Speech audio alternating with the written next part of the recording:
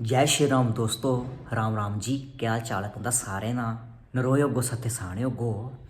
कल दोस्तों मैं एक वीडियो पाई जेह्दा मैं कंटेंट दित्ते दा हा।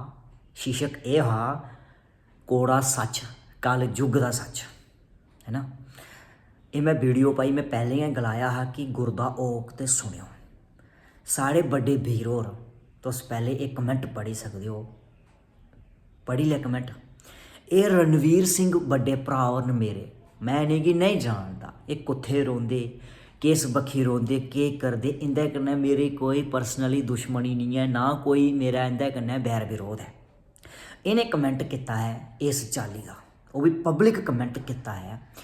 अज मैं अपने भ्राएं भैनें देवियें सज्जनें गी जेह्कड़े भी फेसबुक पेज कन्नै जुड़े दे न, जां फ्ही यूट्यूब कन्नै जुड़े दे न, जां फ्ही इंस्टाग्राम कन्नै जुड़े दे न, मैं अज तक्कर कोई भी ऐसा वैसा कंटेंट नहीं पाया जेह्दी बजह कन्नै कुसै दे दिलै गी ठेस लगी होग। मैं अज पुच्छना चाहना कि मिगी कमेंट दे राहीं जरूर सनाए कि मेरा कोई ऐसा कंटेंट होंदा है।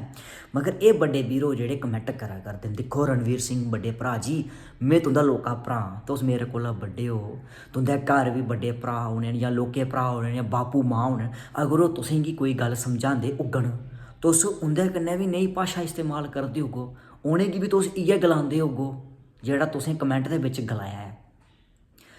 ऐसे ऐसे कमेंट करदे न, ठीक है। रणवीर सिंह बड्डे भ्रा जी, मैं तुंदे कोला लौह्का, ठीक है। मैं तुसेंगी एह् गलाना चाह्ना, इक दिन दे विच इस कमेंट गी डिलीट करी ओड़ो। अगर तुस मेरी वीडियो दिक्खा करदे हो ना, जिस पास्सेआं भी दिक्खा करदे हो तुस, इसगी कमेंट गी डिलीट करी ओड़ो।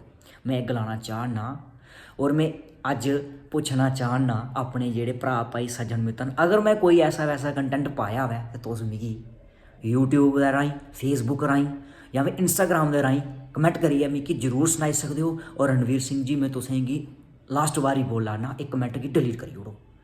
अगर तुस डिलीट करी ओड़गो एह् तुंदा बड़ापन है, अगर तुसें डिलीट नहीं कीता ओह् भी अस दिक्खी लैगे। राम राम।